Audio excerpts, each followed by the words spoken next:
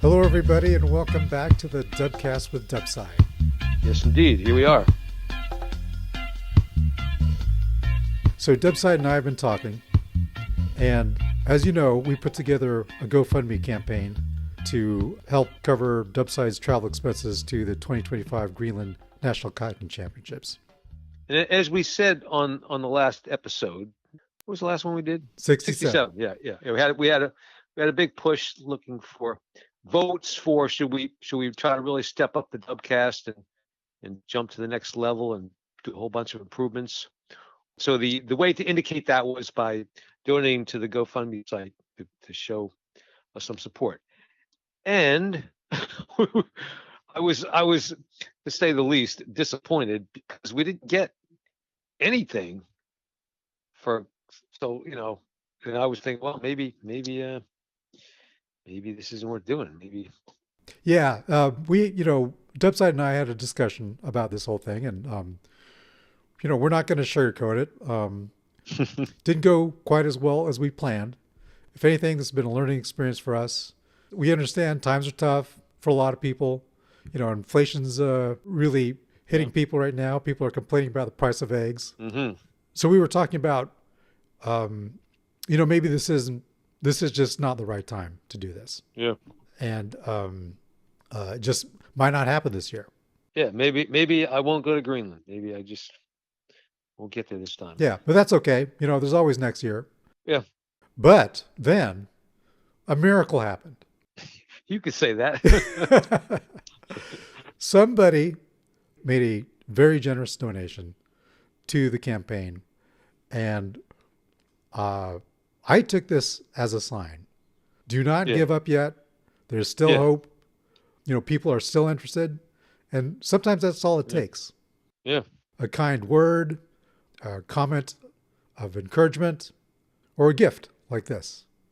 Yeah. And so we're not going to give up quite yet. Mm-hmm. And to make it easier, we're gonna change things around a little bit here. You may recall that I said that I would personally donate to the campaign, and so for the next 7 days, up through April 4th, so to the end of next Friday, I will personally match every donation dollar for dollar. If you give $10, I'll match it. If you give $50, I'll match that too. Wow, double the value of your donation. Yeah, that's amazing. Well, I appreciate that, Andrew. Appreciate that vote of support there. Well, I think these trips are important to me, and it's important to the podcast. And I think there are probably a lot of people who, may have been thinking that they might donate, they might be on the fence, they might get around to it.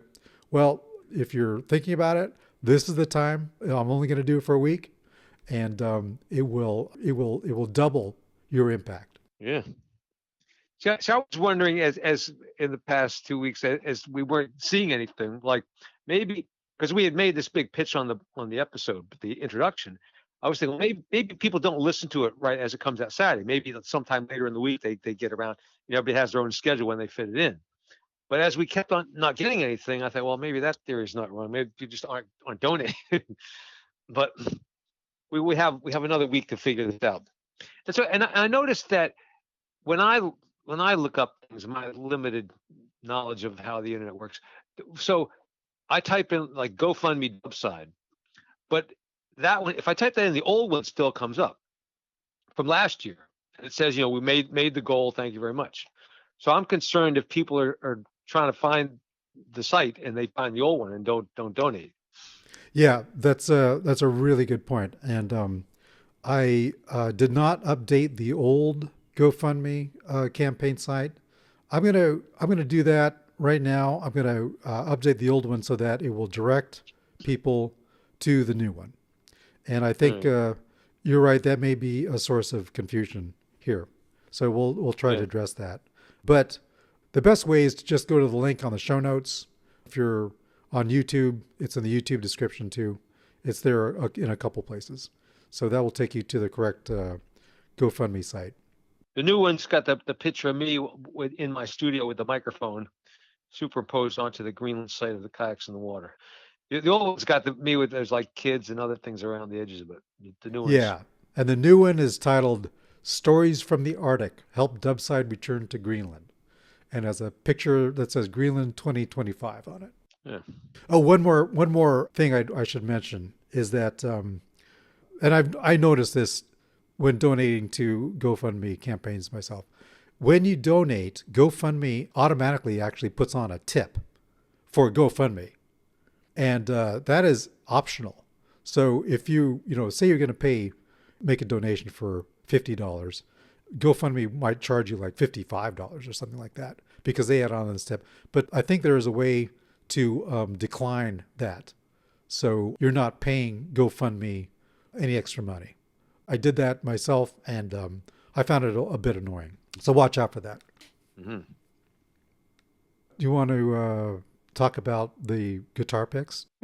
Yeah, we could do that. In fact, I keep thinking that I've given all the guitar picks out because every place I go, I bring a bunch of guitar picks, and I just ordered another bunch of them. But I maybe forgot about that. There are people way out in the far reaches of the world who I don't get to personally, and I guess you haven't had a chance to get your own guitar pick because we haven't made them available.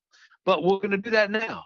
If you donate and you can give us your mailing address, I can send you Dubcast with Dubside guitar pick, your very own. There you go. Yeah. For the two people who already donated, write to Dubside.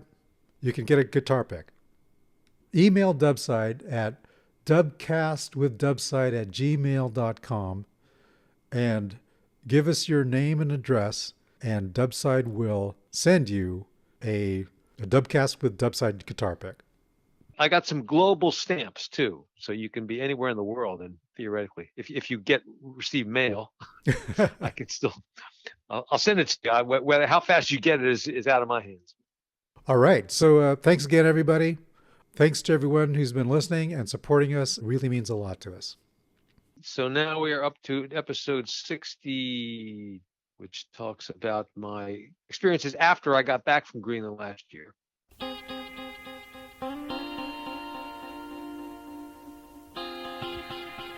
Welcome to the Dubcast with Dubside.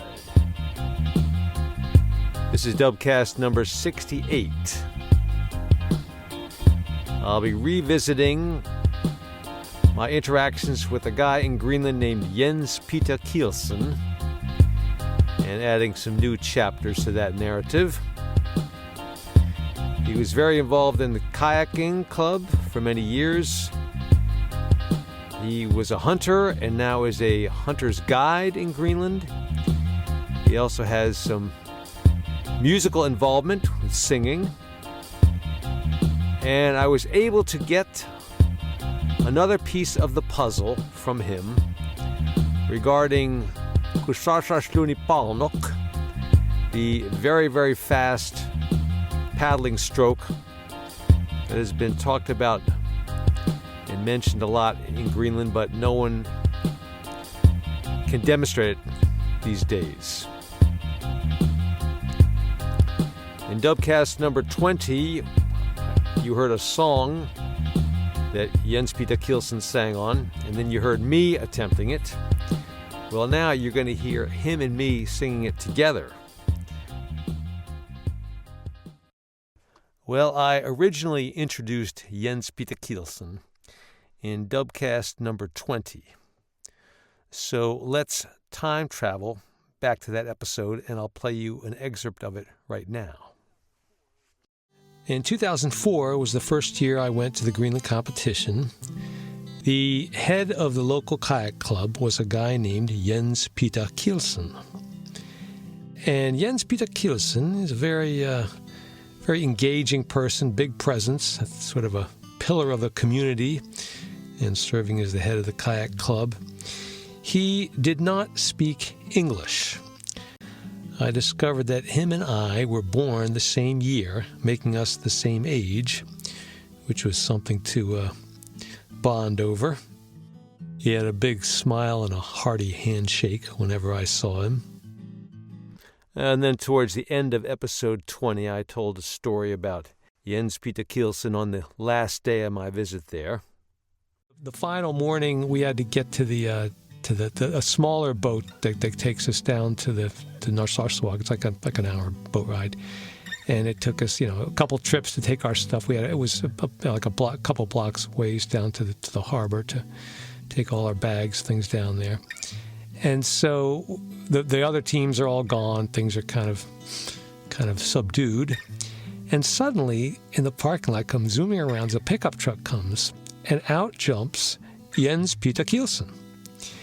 And big smile as usual, and he comes up to me, and then he had something to say to me, but he had to find somebody to translate. So somebody else on the ferry, there was some Swedish woman or somebody there. So she can say, he grabs her and he talks to her in Danish, and then she says to me, he would like to tell you that next year he wants you to come and be on their team on Qajaq Qaqortoq. And then Jens Peter Kielsen takes that polar bear necklace carved out of narwhal tusk right off his head and puts it around my neck. And I was quite touched. And that was, I had time to get on the ferry, time to go, and that's how he said goodbye to me.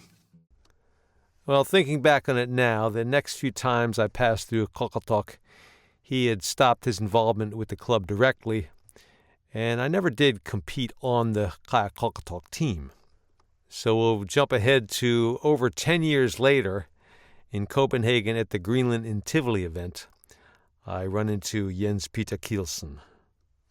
So I'm back in 2017, checking out the lineup, who's on the bill performing for this year.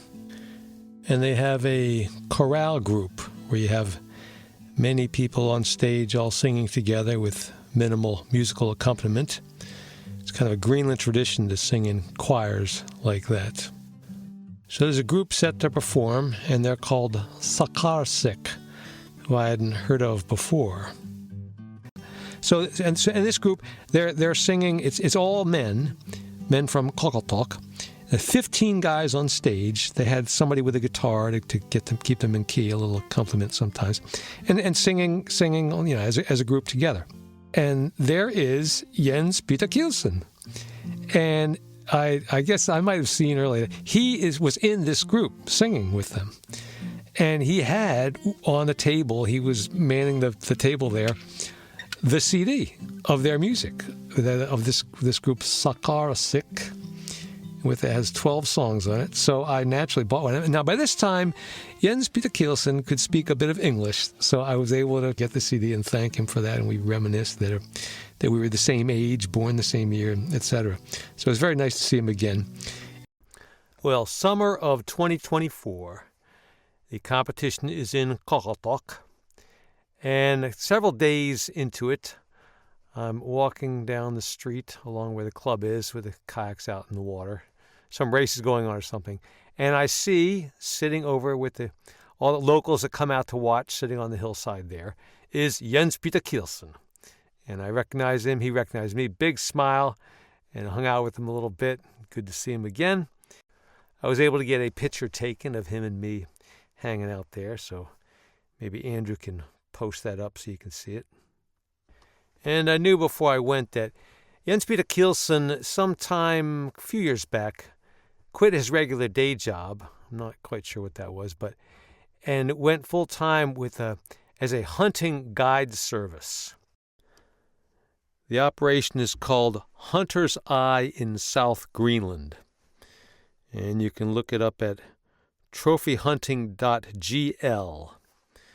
And if you don't want to hunt, he's got other things he can accommodate. So he offers muskox hunting, caribou hunting, Arctic cod fishing, Arctic trout fishing, duck hunting, halibut fishing, a tour of the ice sheet, an iceberg tour, mountain hare hunting, ptarmigan hunting, salmon fishing, seal hunting, going to the hot springs nearby. It's one of the few hot springs in Greenland.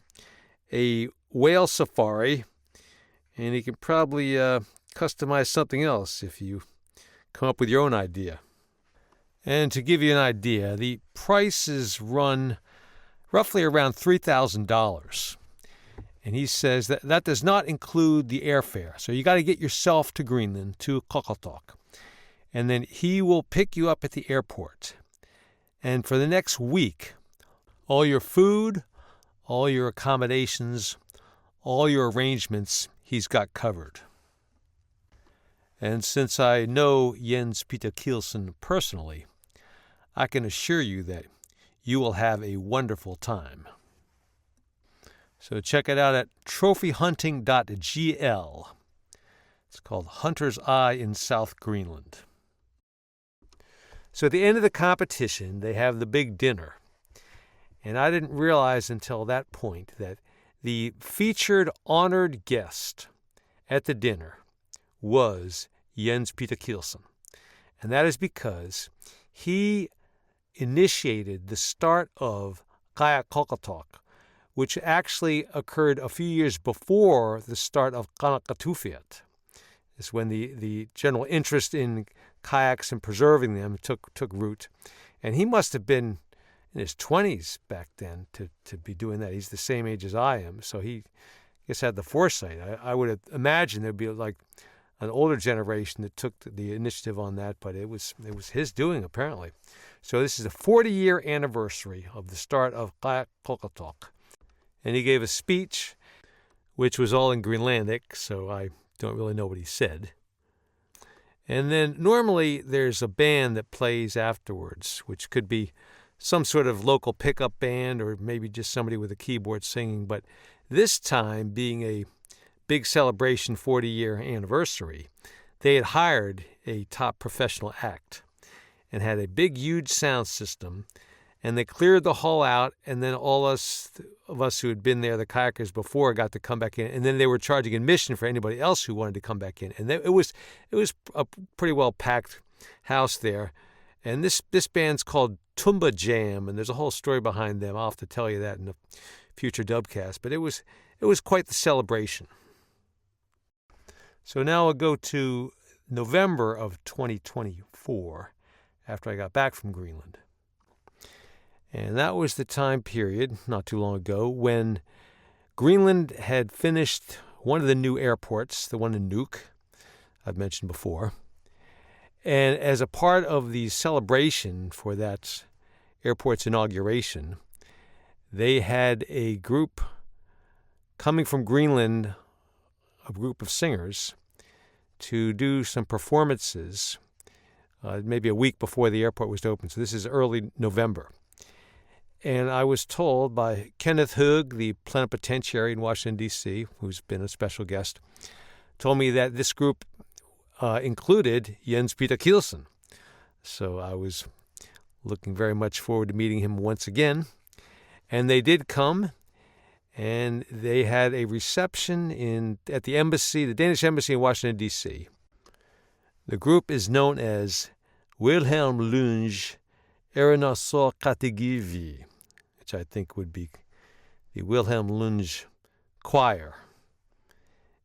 They have put out some CDs going back as far as 2003, and I would imagine the lineup has changed here and there, but it looks to me like Jens Peter Kielsen has been an active member for quite a long time. And there are some much better recorded examples of their music, but I'll give you a little taste of here. So here's in the embassy, one of the pieces they did.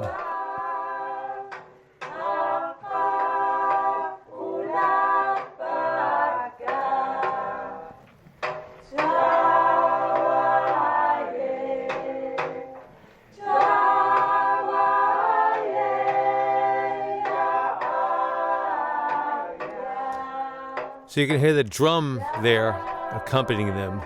That's the little hand drum done in Greenland, and the one of the members of the group is Kenneth Hug's wife, Pitsy. And she explained that in the history with the missionaries in Greenland, they had banned that drum because that was used by the shaman, and they were trying to discourage that. But at some point, many years later, the church officially allowed that drum to be played, and that was a big moment for the indigenous culture there. Well, they also used a more familiar instrument, the harmonica, and they demonstrated some dancing. The polka music was a big influence many, many years ago. And so you can hear the dancing. There's not much to look at in audio, but there's something like this.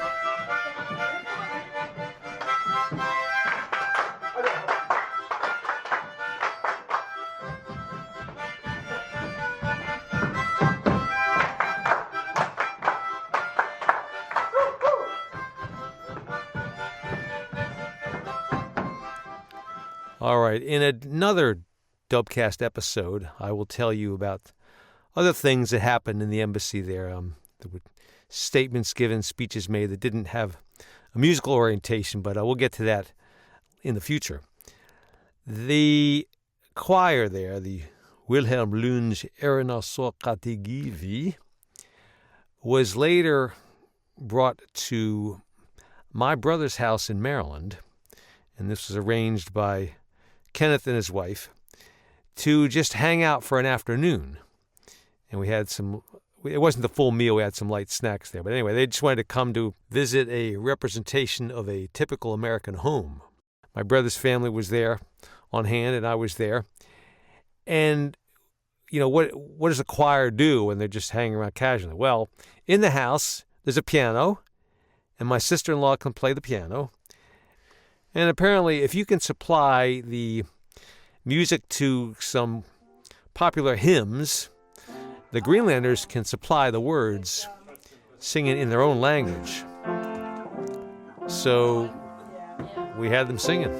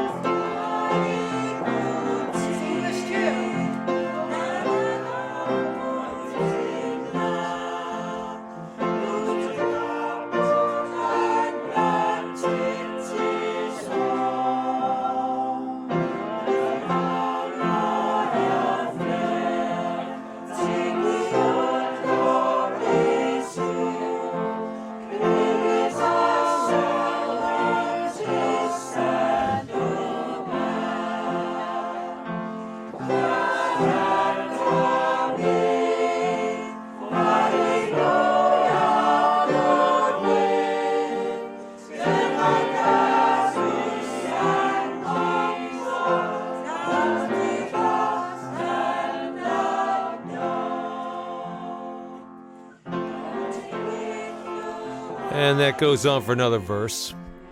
And that is what? Trust and obey. Well, how about a Greenlandic version of Nearer My God to Thee, which in Greenlandic is Gutiga Ishlimi. And this is probably as popular in Greenland sung in Greenlandic as it is in the English-speaking world sung in English.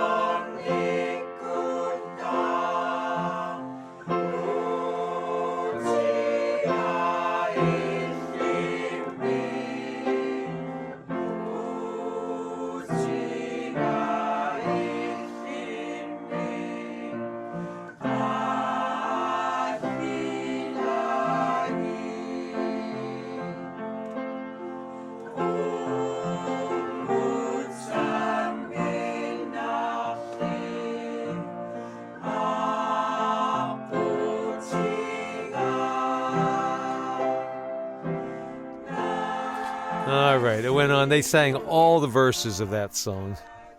I'll just give you enough here to get the idea. I want to tell you that the best version I've ever heard of that song takes place in the movie Heart of Light, which I've mentioned before. And this is a 1998 film done all in Greenland, starring Rasmus Lubeth, who I've mentioned before, the great singer, though he doesn't sing any lines in the song, but he's a good actor too. And there's this scene where there's a death and there's this funeral in the church, big sad scene.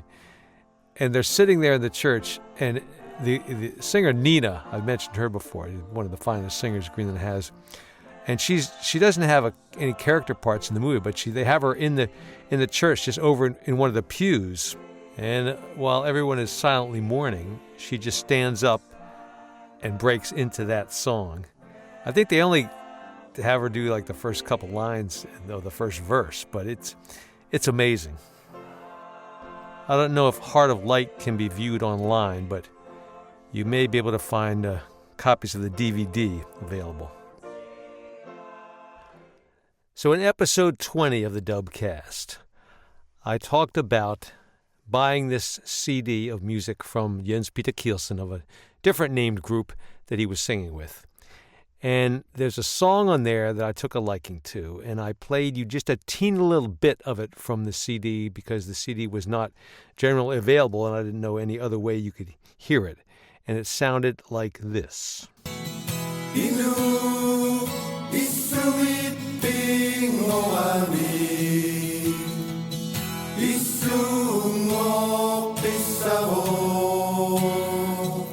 And I followed that with my own attempt to do that song.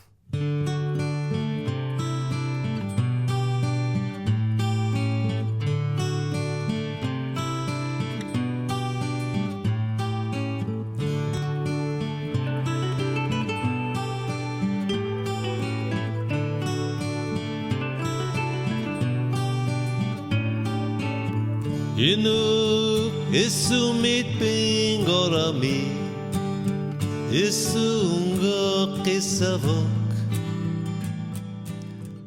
Well, this made a very unique opportunity to have in a living room my friend Jens Peter Kielsen from 22 years before that and in the intervening years, and his singing friends with them, and we could try to sing it all together. So I had come prepared with the instrumental track that I could play over some speakers. And I'm not going to say this comes anywhere near his studio version of it, but at least I can sing with some accompaniment. This is the way I sing. Yeah, you sing.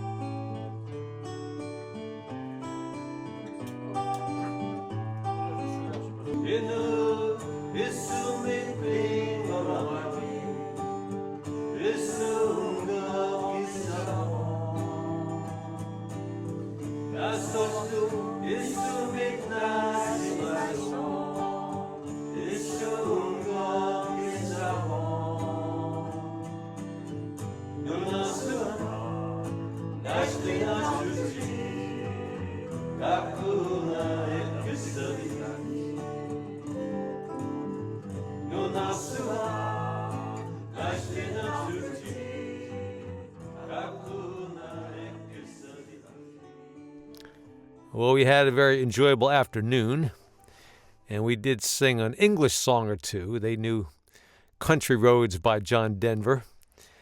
And I also, the end of the afternoon, before they left, I decided to do one more song. And this comes from Dubcast number 14. I described it as the unofficial national anthem of Greenland. It could be sort of like the My Country 'Tis of Thee. There's a Star-Spangled Banner equivalent in Greenland, but Kussarsarluni is the secondary song. And so you can hear what their reaction is when I didn't even tell them what the song was, just broke into it.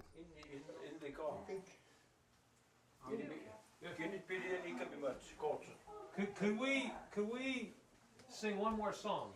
One more song. One more song. The last one. Yes, last Yes, song. yes, Last song. yes. Last song. Okay? Are you ready? Yeah. You sing along if you know the words. Yeah. Okay?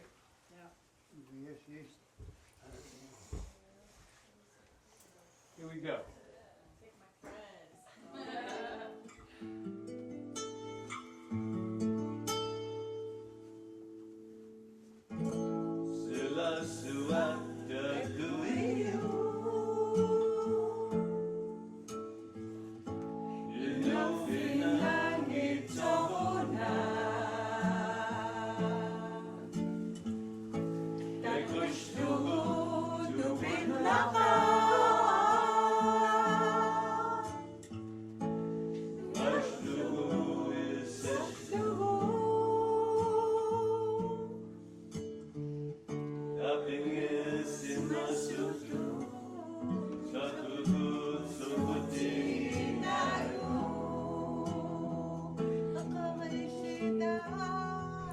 All right, a little rough around the edges. My phrasing and timing is a little bit not what they're used to, but they know the words, all the words.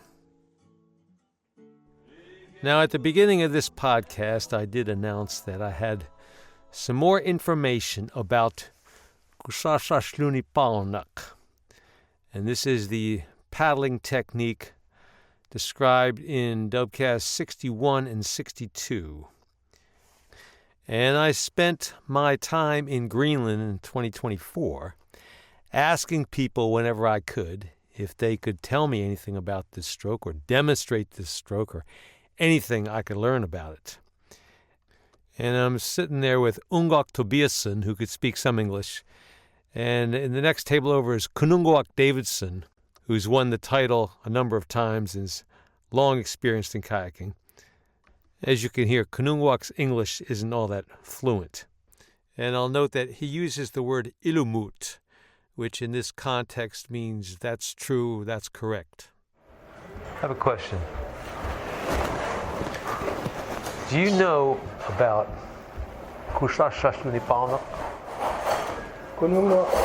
Or maybe Jakob. Yeah? Can they do that one? Not me. No, can they do that? Some?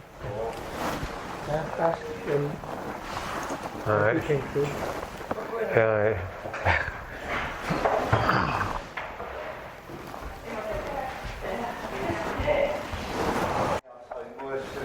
Kussarsarluni paarneq?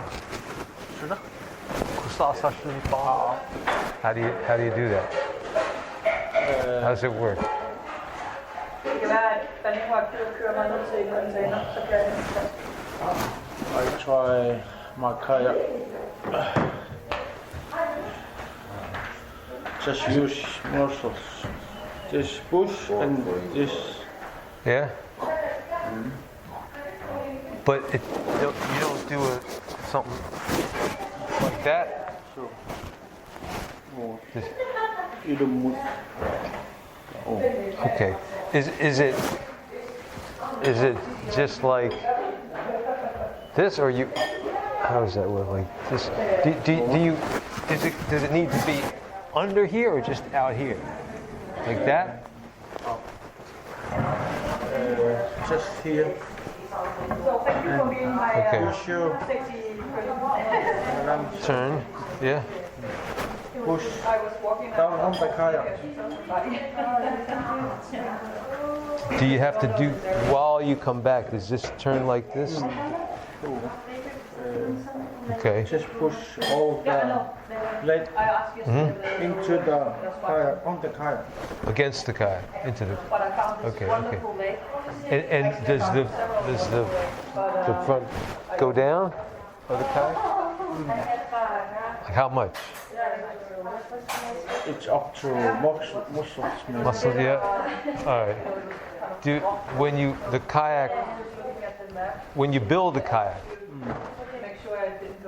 if you're going to do that, do you need to make it a certain way? Or doesn't matter. Okay. And do you get a lot much faster? Yeah. And you do that? Sometimes. Sometimes. Yeah.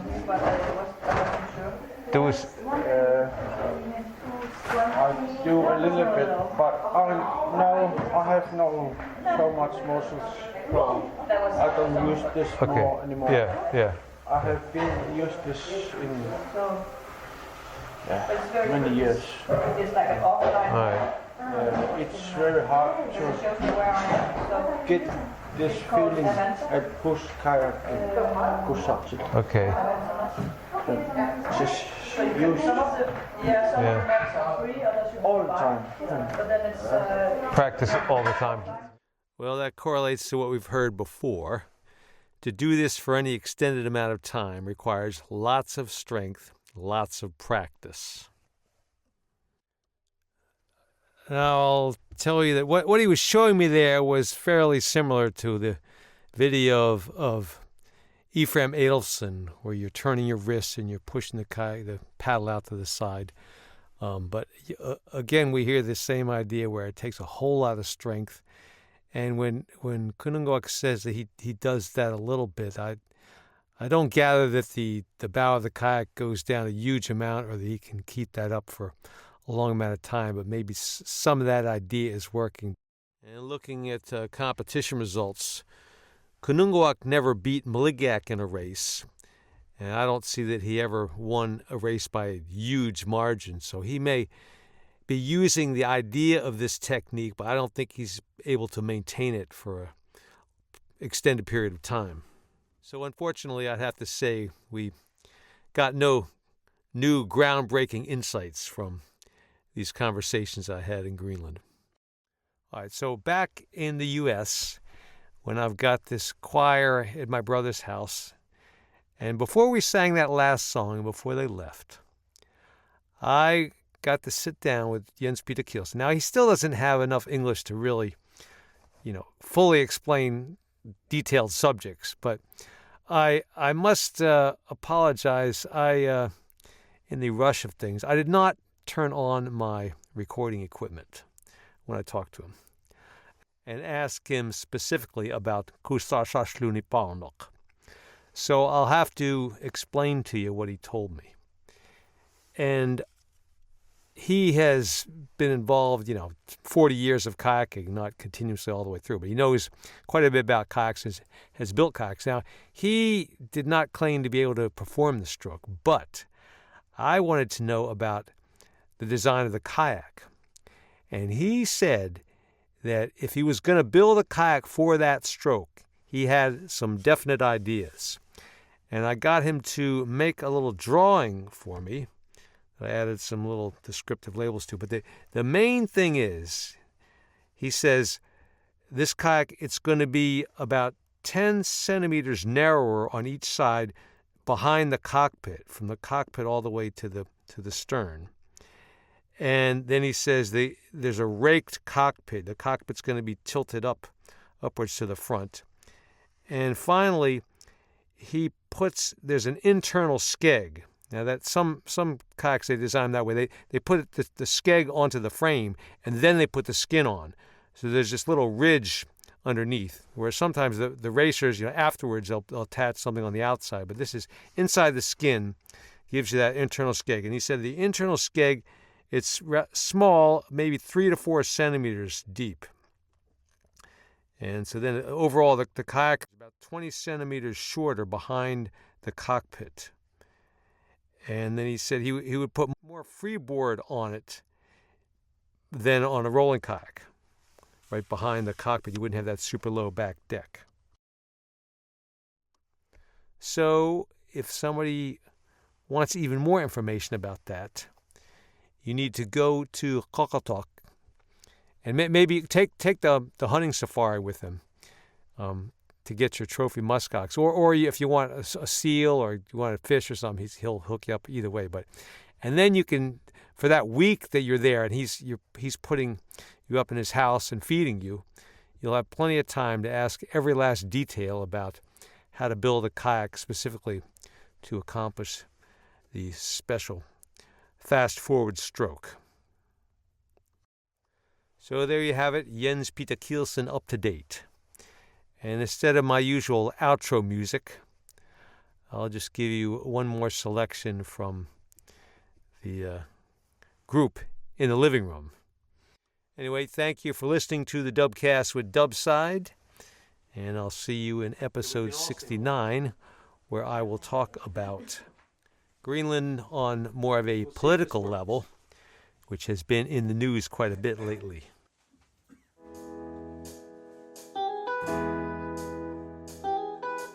Almost heaven, West Virginia, Blue Ridge Mountains, turning from a river. Life is older, older than the trees, younger than the mountains, moving like a breeze. Country road, take me home to the place I belong. West Virginia, mountain mama, take me home. Country roads, all my memories gather round her. Mother's lady, stranger to the water, dark and dusty, painted on the sky. Misty takes the moonshine, tears up in my eyes. Country roads, take me home to the place I belong. West Virginia, mountain mama, take me home. Country roads, I hear her voice in the morning how she calls me. The radio reminds me of my home far away.